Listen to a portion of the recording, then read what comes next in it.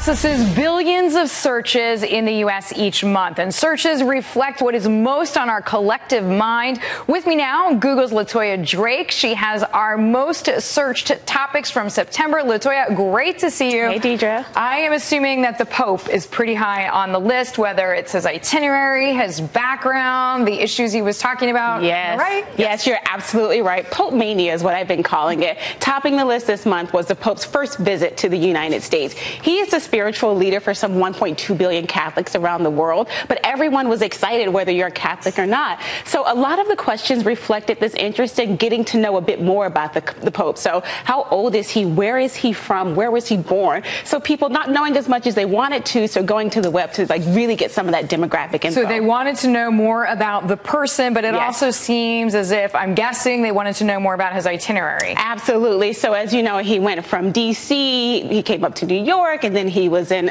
Philly for a bit. So a lot of the interest was really concentrated in the Northeast, the states that were most interested in him. Mainly people thinking, how am I going to deal with traffic? We know this is going to be a lot. It's going to be chaotic. All these high ideas, conceptual ideas here, but how am I going to get around? How do I navigate? Now, of course, one of the things that he spoke about on serious humanistic matters were how we treat immigrants and how Europe is handling the migrant crisis. That's exactly right. So were there more searches looking for statistics for just who is moving where? Yeah, so certainly with the Syrian crisis, you know, Pope also, as he was doing his visit, he was really paying attention to who was in jail, but then also migrants as well. So this migrant crisis, this has been a big deal for many people. And a lot of the questions that we're seeing, and these are global questions, how can I help the migrants? You know, millions of people have fled the Civil War, really looking for asylum. Then there's also this question about economic migrants versus those who are fleeing the war and looking for safety.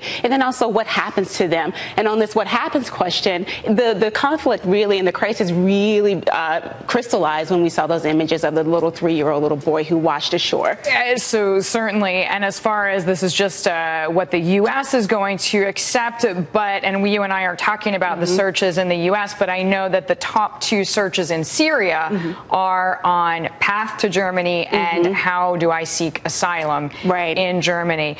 As far as how the Republican and Democratic candidates are responding to these world events, I know Carly Fiorina is just one of them who has been speaking out about her stance, let's say, on what the U.S. should be doing. But there's a lot of general interest in her candidacy as well, right? Sure. So after that second Republican debate, there was more interest in her than what she saw in perhaps that first debate. At that debate, she opened up a bit more. She talked about losing her stepdaughter to drug addiction. She also talked about her time at HP. So people were able to get a little bit more information about her than they previously received. So in some ways it was similar to the Pope in that, okay, we hear this person's name, we know vaguely what she's about, but we want to know more about the person. Absolutely.